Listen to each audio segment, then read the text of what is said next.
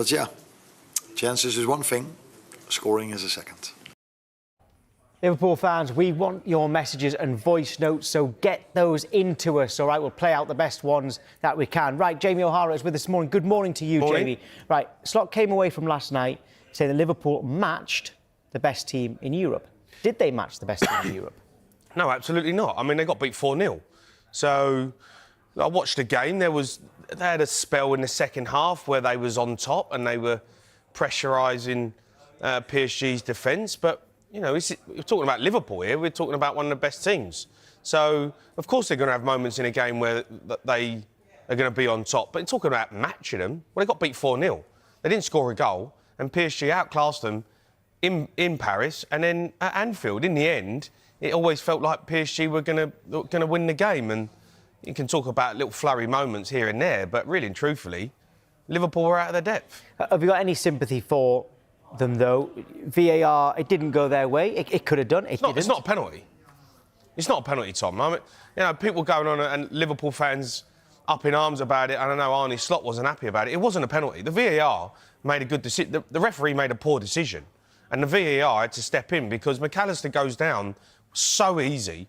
And people say, oh, there was contact. There wasn't contact. I mean, if you're looking for that in the box, it's ridiculous. He's on his way down. He knows exactly what he's doing, McAllister.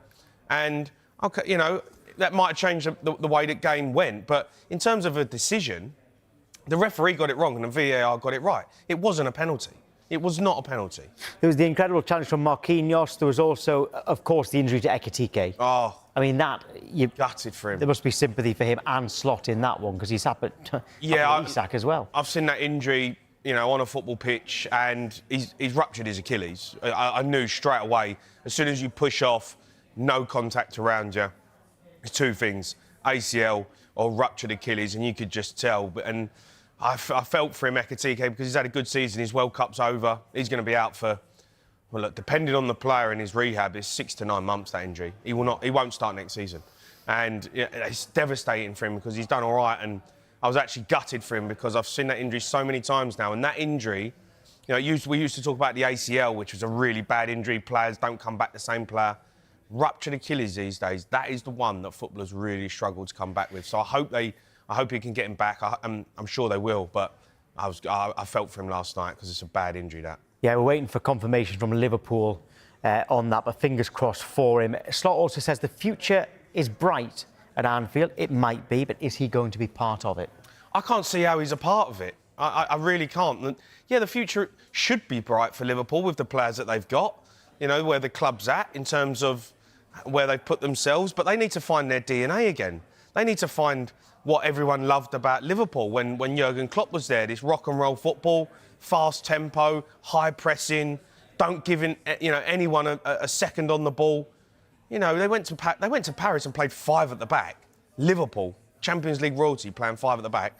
So, look, the club's in a good spot, it really is, but the manager's out of his depth. I know he won the Premier League and I get he's brought success to the football club, but I don't see a way back in terms of Liverpool being able to win the Premier League next season with Arne Slot in charge. I don't see it. They're too negative, they're too pragmatic, and I think he's lost the belief for the players and he's lost the belief for the fans. And for me, I think there's only one way Liverpool should be thinking about now, and that's a lot. Right, good morning, Lola. You've said several times that you want to see a managerial change this summer.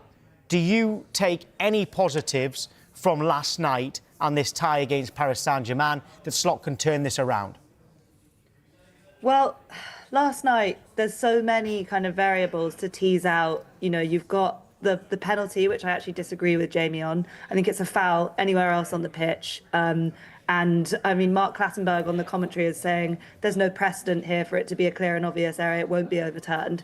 So there's that. There's that Liverpool very much competed with PSG and for about half an hour in the second half completely suffocated them, although I accept a 4-0 aggregate defeat is about as comprehensive as it gets.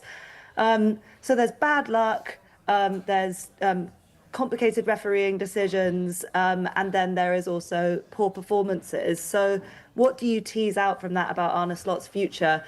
unfortunately, I think almost the good performance undermines him a bit more because it felt like in lots of ways the players were playing for themselves. It didn't necessarily feel like there was a really coherent plan and a way of getting at PSG. It kind of felt like for the first half, the game bubbled away, not much happened. And then a lot of them went away and rolled their sleeves up and came out and did the best that they could as individuals, but not necessarily for the manager. So, even on a night where there's lots of variables to take in, I don't think it gives me any positivity about the future under Slot.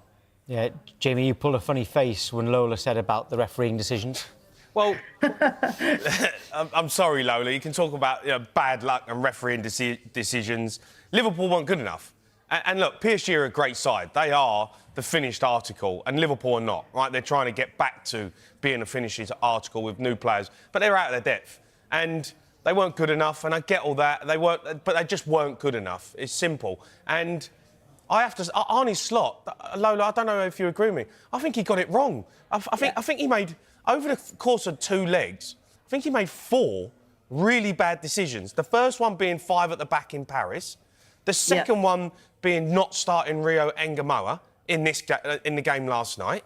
The third one was the half-time substitutions of bringing on Gakpo. And then... after that, he made another bad decision and I'm waiting until the 67th minute to bring on Rio Engamoa. These are terrible decisions from the manager. You needed to win the game. He's the only player who looked like he could make something happen. I think he made mistakes. I don't think all of those were mistakes. It was definitely a mistake to set up in a system that Liverpool haven't played in all season in Paris. To trial a new system against, the champions of Europe is an unnecessary risk. I think with Rio, you have to look at it as best case scenario for Liverpool in lots of ways was taking the game to extra time. And you want to look at it as 120 minutes. Rio is a brilliant sub to have on when legs are tiring, and especially when everyone needs to be so switched on defensively at the beginning of the game. I think brought him on in 67 minutes. 67 minutes you brought him on. Yeah, so he's looking at him making an impact late in the game, which he did. He had a shot that could have gone in, and then you think, he's still so young and he does tend to, out of possession, he's not incredibly effective. On Gakpo, I think Cody Gakpo's been incredibly ineffective from the start for Liverpool this season. He was great from the bench last year. I actually thought he had a decent performance last night, so that's not one I disagree with. The one that really, really, I think he got badly wrong is Alexander Isak. There's no world in which Alexander Isak should have started that game. He says before the game he can only manage 45 minutes. So, brilliant, you've just told PSG the plan, and you've told them you're going to have to bring him off at half-time. That one, I think he got badly wrong. And he only had 5 touches of the ball. Yeah, and that can't be the plan. That can't be the plan, for Isak to have 5 touches of the ball. And that is another mistake, really, is if you're going to play with Alexander Isak, you have to have a plan to get him involved in the game, and it didn't seem like they did. Crazy to start Isak and Ekitike out front against PSG, a 4-4-2 against PSG. Yeah. And Isak and Ekitike, they ain't played together all season. Yeah. This is 28 minutes. 28 minutes. 28 minutes they've played together this season. Your whole season's on the line. Champions League, your whole season. And you start 2 players up front who've played 28 minutes together. That is a ridiculous decision to make. Ridiculous. But then at the same time, Lola, how much can you blame Slot for the fact that if you've talked about Isak and Ekitike not playing together this season because of, Isak's injury mainly, but when you think of Wirtz, Isak and Ekitike, 3 big signings in the summer, those 3 being on the same pitch has been very rare this season as well. That is not down to the manager. Yeah, it's not that he didn't pick them, it's that he couldn't pick them as a 3. True, but I don't know how involved he is in the way that they train, but there has been a lot of talk this season about Liverpool players' fitness and this training method of periodisation, which is to have really low intensity training. I don't know how much of that is Arne Slot's decision, so I don't know how much of that rests at his door, but there is a theory that some of these injuries are coming about because the players effectively aren't fit. But setting that aside, it's phenomenal bad luck that of our summer signings, you think Isak, broken leg, Ekitike, ruptured Achilles, Jeremy Frimpong barely missed a game through injury in the rest of his career and has had recurrent hamstring injuries, and poor Giovanni Leone played 70 minutes of his Liverpool career and did his ACL. So there's a combination of bad luck and poor coaching, and it's just how much blame, I guess, you choose to apportion to Arne Slot. Your game on Sunday, any derby, is huge. But it's huge given that you've got to qualify for the Champions League. Who is actually going to start up front? If Isak still is only fit enough to play 45 minutes, Ekitike is now out, What do you want to see happen? I don't think he should start Alexander Isak. I don't think Alexander Isak should be starting games until there is a concrete plan of how you're going to get him involved in the football match. Otherwise, it's just a waste. And I've seen it too many times with him this season. And maybe it'd be better to bring him on when the game opens up a bit and players are tiring. In terms of who should start down the middle, I guess Cody Gakpo, because at the very least, he can run the channels a bit and he's got some physical presence, but none of it is I'm dreading the game, to be honest with you, Tom. I'm absolutely dreading it. Well, I fancy Everton. We were looking at the league table, weren't we, Jamie, earlier on about this, because obviously we're saying how important it is for you to get into the Champions League. Can you imagine if Everton win, and Everton are at home, they're only 2 points behind you, so let alone Chelsea and Brentford. Imagine if you miss out on the Champions League to Everton. Imagine. I don't want to imagine. We've given ourselves a bit of a buffer with the results at the weekend. It's now 4-point buffer to fifth. And the thing about the Champions League race is everyone plays everyone. Chelsea are playing Man United this weekend. We still play Chelsea at home. We go to Aston Villa, Brentford at Anfield on the final day. So no one is going to be running away from anyone and reeling off 5 wins in a row because we all play each other. So I think... And again, I hate to be talking about taking a draw in the Merseyside derby, but Liverpool do have a buffer where they can take a draw. Just don't lose. Just don't lose, Liverpool, please, whatever you do. Yeah, well, it's a massive game. They all are now for Arne Slot and for Liverpool in general. I just want to go back to Florian Wirtz. What have you made of his season? Because he's the one who's been fit, him and Isak anyway, he's been the one that's been fit the most. And what did you make of his performance last night in what was the biggest game of the season? I'm disappointed. For 116 million, I think as a fan, you can expect an instant impact. And that's with all the caveats that we know that it's hard to come from the Bundesliga to the Premier League. He's a young player, all of these things. But, it's 116 million. 160 million, you are buying a ready-made player. There's no doubt in my mind that he's an unbelievable player. I think he will be a superstar for Liverpool. But I am disappointed both with how he's been used and his impact. You see some of his performances and his impact in terms of output on the German national team. And you do think, why can't you do that at Liverpool? And last night's really interesting because for the period that Liverpool are on top, Florian Wirtz is bossing the game and he's picking up the ball in pockets. I think he's created more open play chances than any other player this season. So he's definitely...